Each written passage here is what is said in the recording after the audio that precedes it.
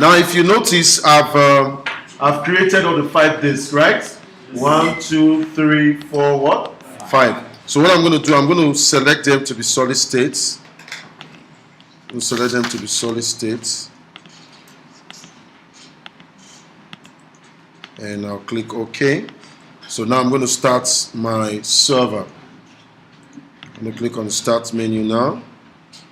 And of course, the server is going to boot up. And I'm going to make a full screen. Just an interesting question. Yes, go ahead. Does it really increase the performance of the virtual machine if you switch the hard drive to solid state drive? I don't have any documentation on that now, but normally it's supposed to increase the performance. But if you notice, the virtual machine does not rely based on the virtual machine itself. It also rely on the performance of your computer. Yeah. So. I was just wondering. Yeah, because we're not using it. Because if I have more space on my hard drive, like my physical computer, I'm running a solid state. I'm running a very good amount of RAM. Definitely, the speed will increase. Definitely. Yeah, because remember, it's running on top of the application. It's awesome because we're using normal software drives and then the virtual machine is solid state drive. Yeah. No, definitely to work with the performance of your physical computer. Okay, when the computer boot up, we're going to. The first task we're going to be doing is to configure network teaming. And when we set up the network teaming on those adapters, we're going to assign the IP address given to us here as well. Are we together? Let me see. And this IP address, do we need to communicate with them? Let's see. We're supposed to communicate with them. Let's see.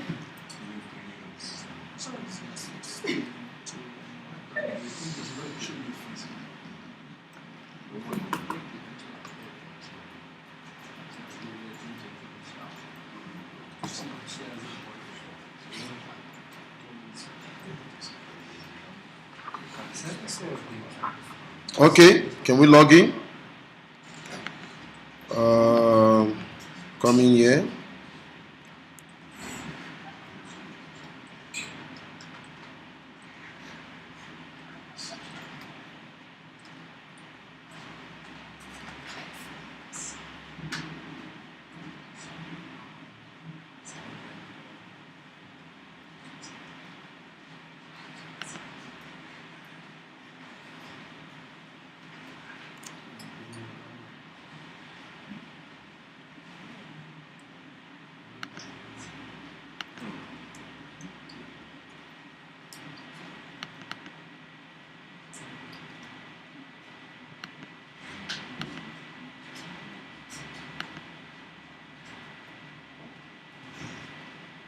Okay, I think I'm having a tear on my performance.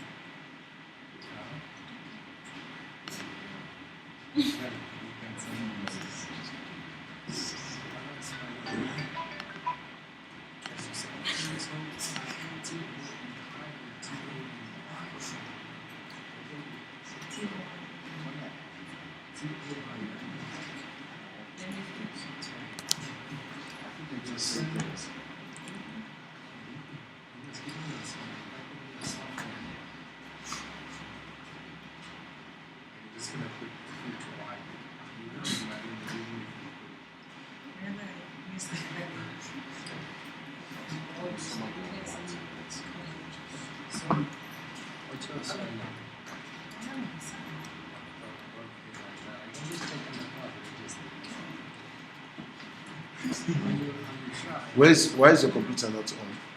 Sir, I have to reinstall a lot of applications because I had to rework it due to a chaotic mistake. If you are this hack, you didn't need to. It's a self-inflicted wound I created. I accidentally poured a glass of Coke over it. So I opened it up, I had to components, I had to rework everything. Okay, let's just wait for the application to load up. I think when we get to the iSCSI, we might just probably use the. Okay, I'm going to log in now.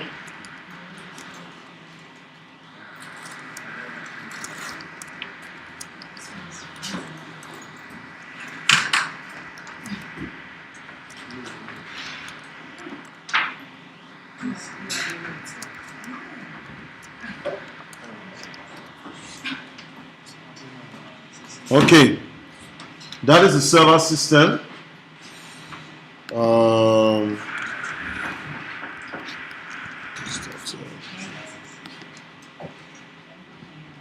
Okay, that's my server manager. Now, the next task we need to do is to set up a network team. Of course, we all know how to do that. Is that not correct? Huh? So what I need to do now is to go to local server.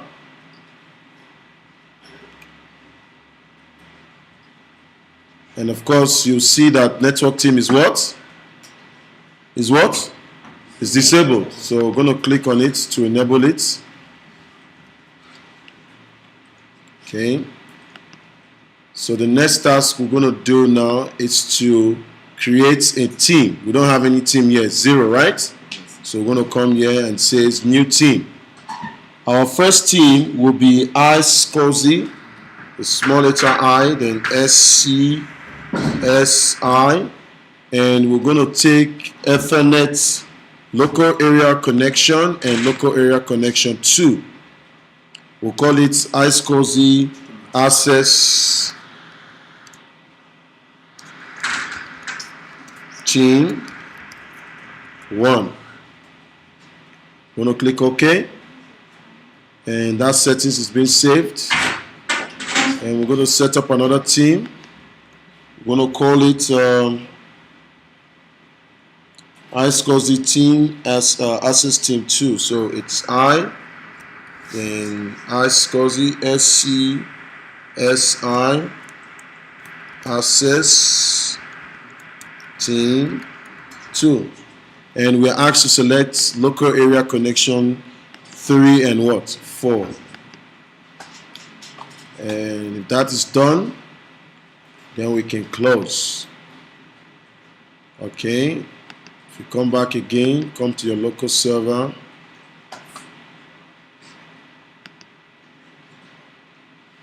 If you refresh, everything is now what? Set up. Is that not correct? So now we are given an IP address. So let's work with the IP address given to us for now. Let's just work with the IP address just for practical sake. So I'm going to click on the adapter. I'm going to come to access team 1. I'm going to go to properties. I'm going to go to IP version 4, properties, and use the following IP address. So I'm going to assign 172.16.1.20, and I'm going to leave the default because a class, is it a class C or class B? It's a class B address. Is that not correct? We'll put 16, 0, and what? 1. And the preferred DNS is 172.16, then 10. So we're going to click OK and close. So that has been settled. We come to access team 2, and we go to, we assign the following IP address, 131 and 107. Then we have 1 and we have 10. And we leave the defaults. We're asked to leave the default gateway blank. And we assign the DNS 16.0.10. So we'll click on what? Okay, and what? Close. Okay. Guys, that we have done. Okay? Are we together? The next task is to create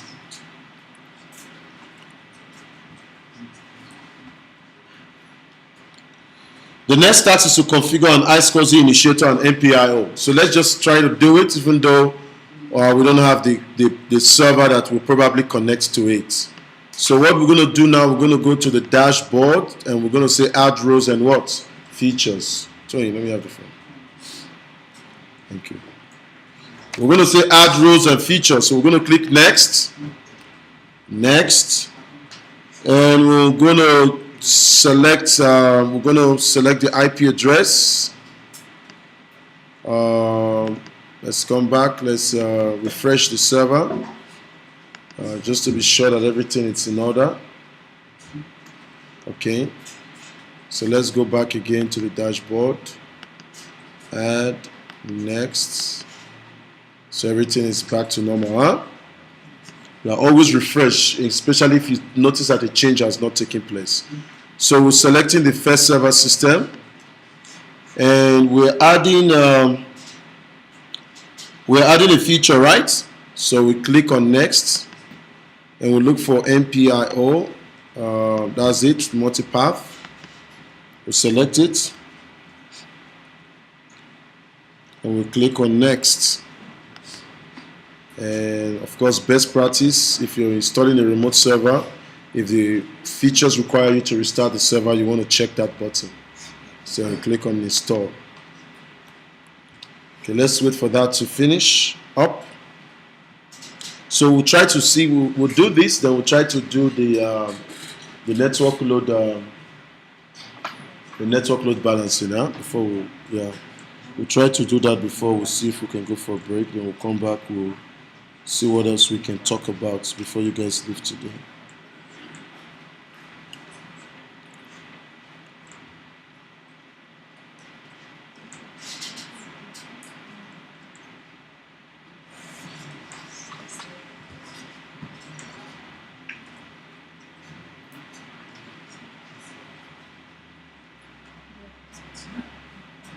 Okay, we'll click on close.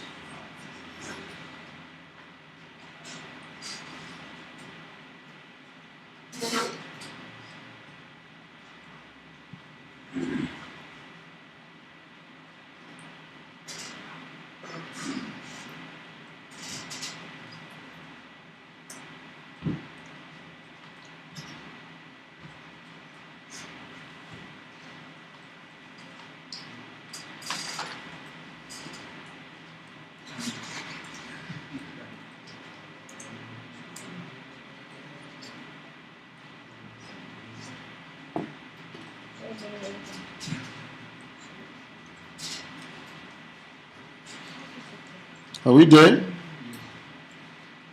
Are we there, guys? Okay, let's go to the next line of action. The next line of action is to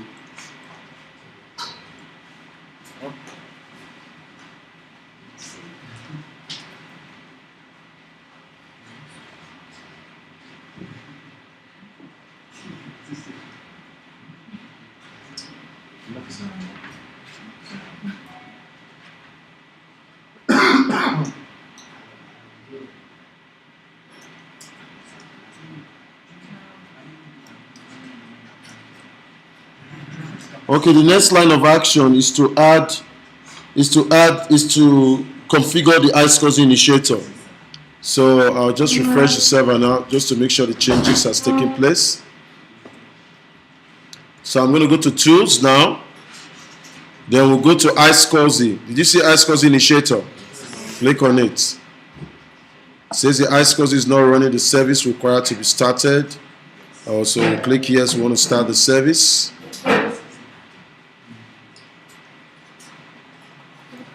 So according to the protocol, I said we should connect to 172.16.1.what? 25.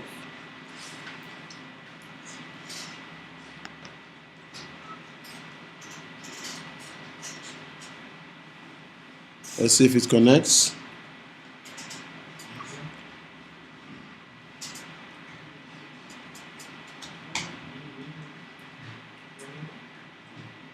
Okay, connection fails because, of course, there is no target existing already, currently on our computer. Are we together? Okay, let's close. Normally, if you have the target, it's going to connect. The next step I want to show you, it's MPIO. Can we go to the MPIO? Okay, normally the hardware was supposed to come in here when we connect. Is that not correct? It's supposed to show in there. So, if we click add here, the hardware is supposed to be listed here, and we're going to click on OK to add that particular hardware device. But of course, we don't currently have any of that in here. Are we together?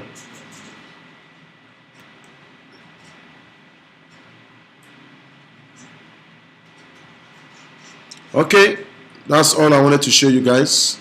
So let's go to the next part, which is more important. Let's go to File and Storage Services. We're asked to configure a storage space using iSCSI targets. We are not storage pool. Storage was space. And we are actually on the storage space here. So, do you see iSCSI there? Okay, click on iSCSI. Okay. So we're asked to create a pool. We're asked to create a pool. We're asked to configure a storage space by using the iSCSI target. So those are the physical disks we have currently.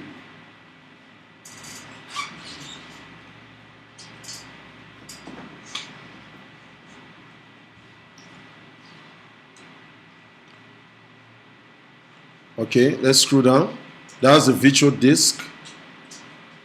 That's the iSCSI targets. So we don't have any iSCSI target here.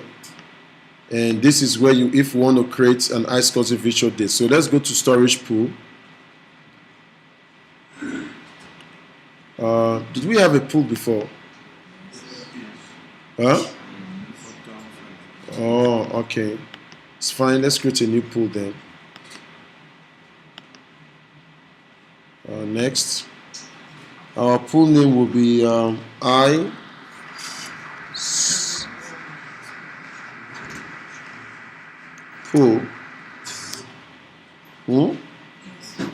I'll click next. How many disks will we asked to use? All the 5 disks, right? 1, 2, 3, 4, 5. So 1, 2, 3, 4, and what? 5. So click on next. And that is set up, and we click on what? Create.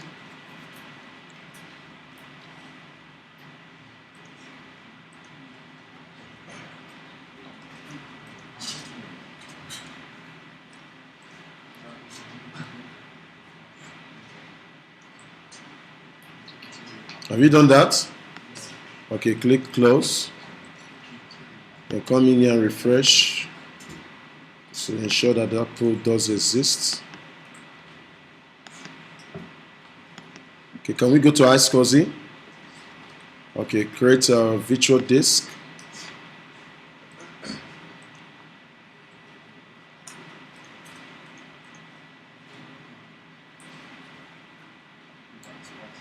Okay, there's something here I want to show you guys. Now, we don't have a cluster role installed yet because, of course, you need cluster to be able to create. Now, this is what we call iSCSI virtual disk. Now, if you notice here, these are the available disks we currently have on our computer system. Are you seeing them? These are the free spaces we have on each of the disks that we have configured. Now, of course, we've not created a volume. That's why we've not created from the 35. That's why I've not seen it here. So, for example, if I wanted to create an iSCSI virtual hard drive, which will be needed by fiber channels in order for you to initialize it to the computer, I'll probably come in here. Let's say, for example, select this 7 gig, click on next. I type in the name. For example, let me just say today. I'm not going to go through everything. So I'm going to say I'm going to use 5 gig. I'm going to click next. Then we don't have an iSCSI target yet. Can you see? Assign a target ID and all that. We don't have. So we're going to say new target. We're going to give it a name. access 1. I'm going to click next. Then of course it says click here to add an iSCSI initiator that will access the virtual what? Disk. So I'm going to click add. Then of course I'm going to query for an ID. I'm going to just click advance and say find now. I'm going to take MCSE. I'll click OK. Of course, I'll click OK again.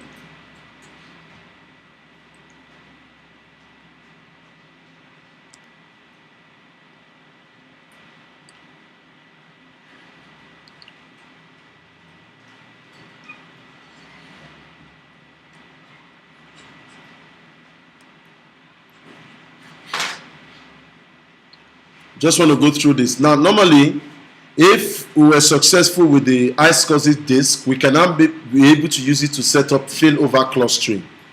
Can you see the number there? Huh? That's my access server now. So I'm going to click next.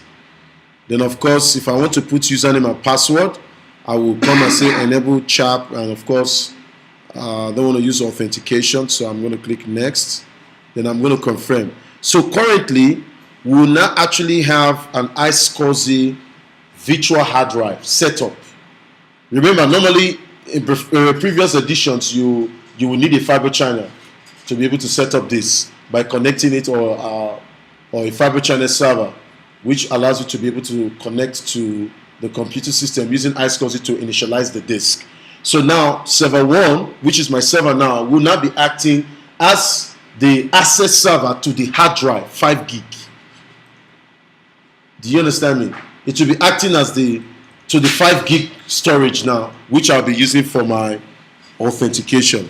But we can play around this when we come to a failover clustering. Huh? So I'm going to just cancel this. Huh? Okay, let's go back to storage pool. Come back here and create a virtual disk. We'll click next. We're using iSCSI pool. We'll click next. And the name should be what? DFS what? Disk. That's the name of the virtual disk. Is that not correct? And what's the storage should be what? Parity. And provisioning should be what? Fixed. And we are using maximum size, right? So we come here and say maximum what? Size. Then we click next. And we confirm by creating. Okay, when that wizard is finished, the next task we're going to set up is what? A volume. Are we together? Are we together? Yes. So let's set up a volume. Of course, by default, it's already checked here. So once we close, the volume wizard will come up. So we'll click next. And we're taking, let's refresh. Okay, on the volume, we're asked to use what? What drive are we asked to use? So we're going to accept all the default settings. So we'll click next. And click next again. We'll take the letter H, is already there by default. File system, we take NTFS volume label, we'll put DFS volume. Okay, and I think that's all. And we confirm by creating.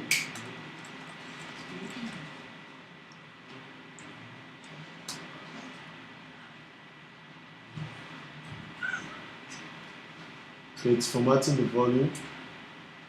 It's about 19 gig. So just leave it to run through.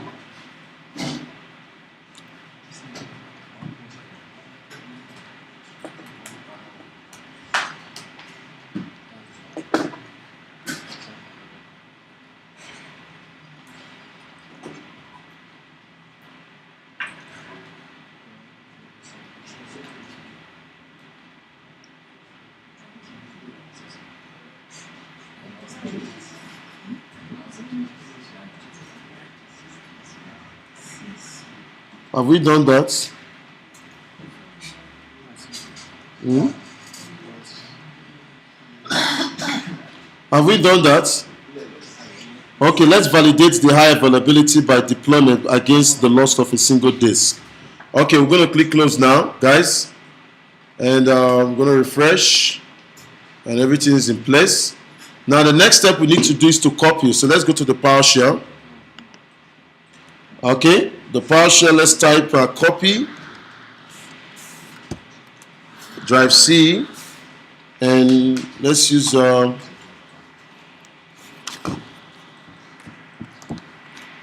using what? Windows, right? So /Windows /system what? 32 not what? Notepad.exe space, and you put the H /, press enter. Is it copied? Is it copied? Okay, let's verify if that is correct. Let's go to computer. We go to drive H, and we can verify that we have Notepad there. Is that not correct?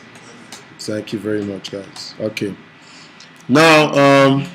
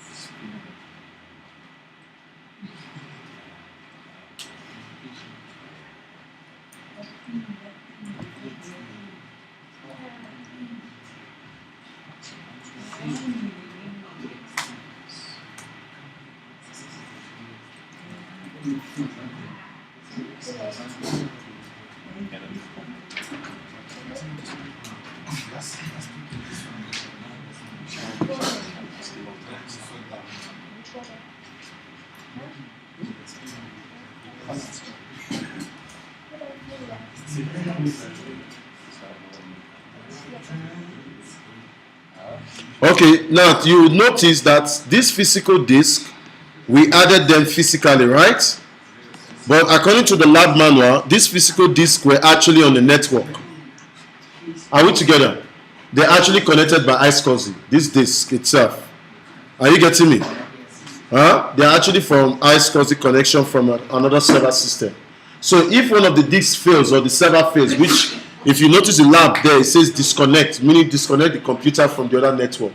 So when it disconnects, we are trying to say that the content still remains. Because remember, we did parity, RAID 5, is that not correct? Where the information are stored across what? The disk. Are you getting me?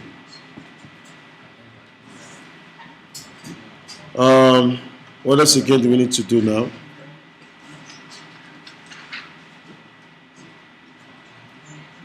Okay, what's exercise 4?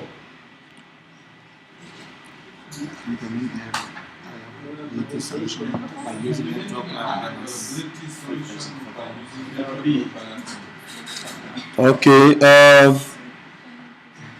in this case, we're probably going to be using two.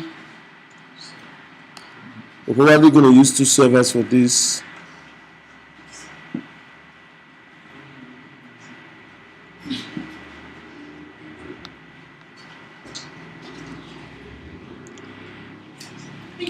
Okay, guys. Okay, that's it for the failover. If we are to fail this disk, now we're to go to our virtual machine properties now.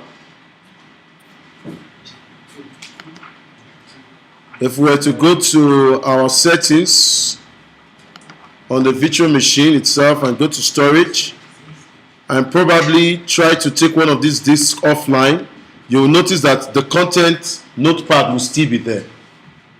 Huh? Because we're using parity, meaning the information are stored across the disk. For network load balancing, we're going to be implementing high availability by using network load balancing. So we need to install the features and follow those steps like we did the last time to ensure that we can be able to set up the server. So what I'm going to do now, I'm going to stop here so that you guys can take a short break.